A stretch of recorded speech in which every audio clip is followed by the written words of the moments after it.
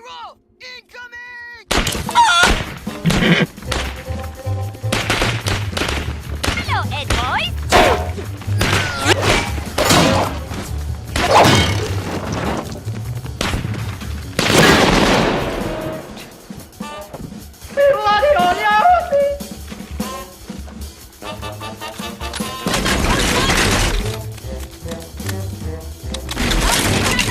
You, how you say that?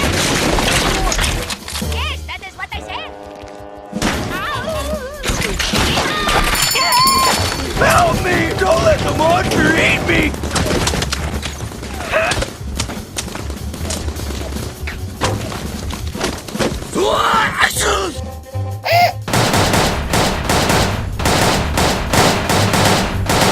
What are you, some kind of troll or something?